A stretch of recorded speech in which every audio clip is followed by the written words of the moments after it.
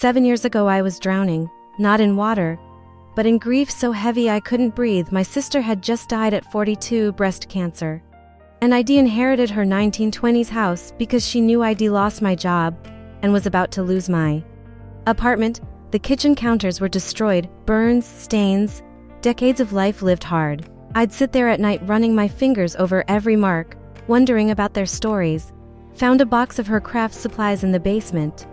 Hundreds of paper napkins she'd collected from every restaurant, wedding, baby shower. She was weird like that, saving pretty napkins for someday. I started laying them out on the ruined counter, all these fragments of places she'd been. Then I remembered she'd mentioned something about napkin decoupage she'd seen on To-Do app. Figured I had nothing to lose. 3 days, multiple YouTube tutorials, and one minor breakdown later. I'd covered every inch of those counters in her napkin collection, watered down the Mod Podge like someone suggested, sealed it properly. Each pattern told a story. The roses from her daughter's wedding, the coffee cups from our last breakfast together, the silly Halloween ones from her final October. My brother said I'd lost my mind. The neighbors thought I'd ruined the house value. But here's the thing, 7 years later, they're still perfect.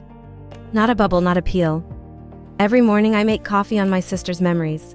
Sometimes I sell vintage napkin sets on To-Do app now, always with a note about what you can make with them.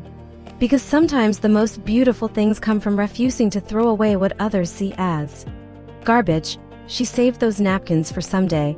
Turns out someday was after she was gone. And that's exactly when I needed them most. My wife and I have been collecting mid-century furniture and decor for nearly 2 decades. Started small. A mint green bread box from a flea market, a 1960s pink rotary phone found at a yard sale. We never imagined we'd actually find the kind of house that would fit all of it.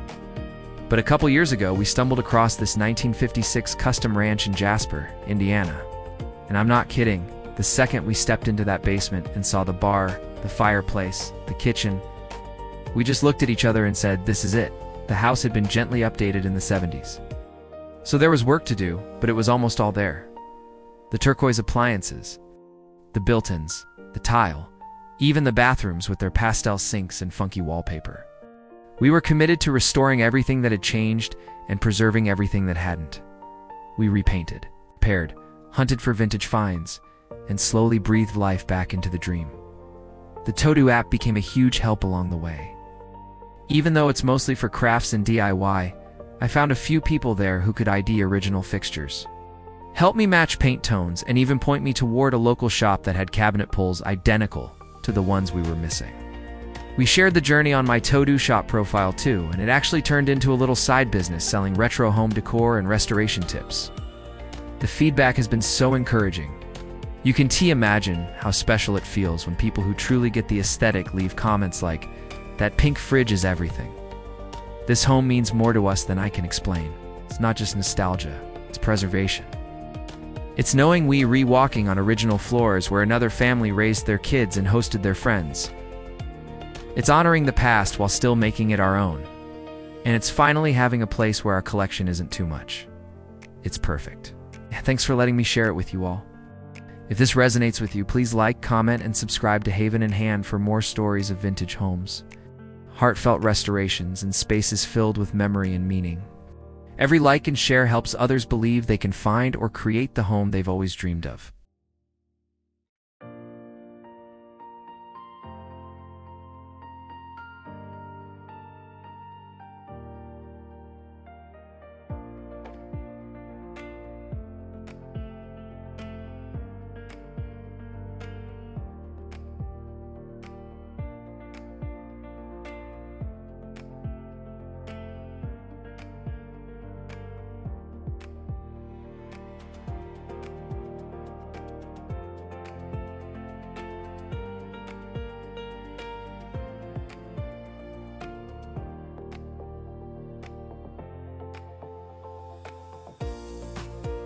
A few weeks ago, another commenter and I were both swooning over a gorgeous tile from the tile bar. You know the one, elegant, timeless, and let's be honest, pricey. We wanted that look, but not the sticker shock.